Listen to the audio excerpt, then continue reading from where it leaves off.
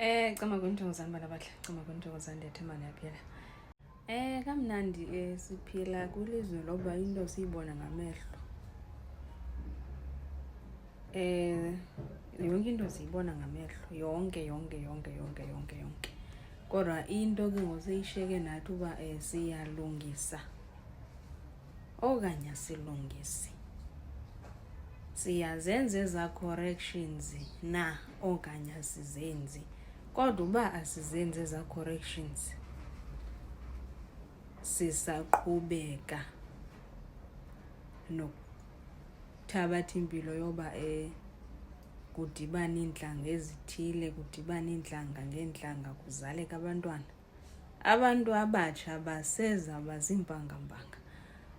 Even kwa aba bazala ngoku bezalela abanye abantu bamanye amazwe babe bengahlali phantsi bathethe uba ngoku kukho umntana, ithini way forward.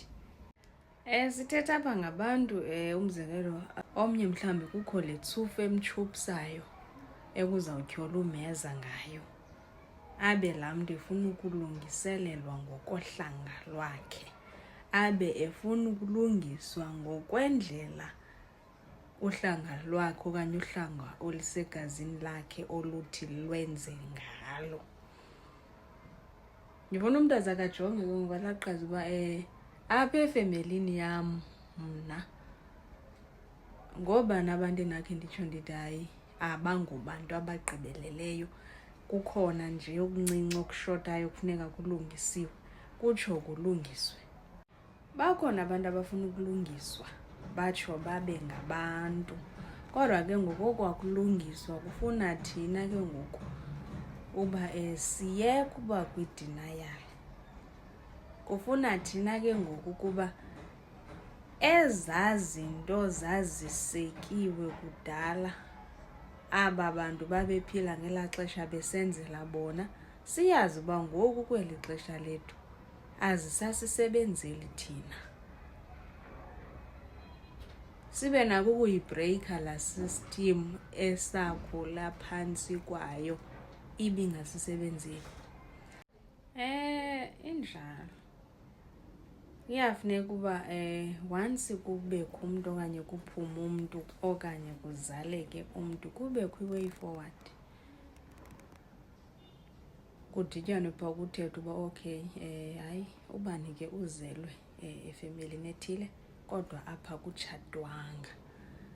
So izawuthini ke ngoku i-way forward yoba kulungiselelwe lo mntu ngokohlanga alulo okanye ngokwesiduko asiso?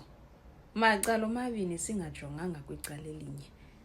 Batsho abantu baphile bethuna, batsho abantu bayeke uzichamela, batsho abantu bayeke uzenzela u-number 2, batsho abantu iintlahla zabo zibuyele kubo, bafumane imisebenzi, baphile nangokwengqondo.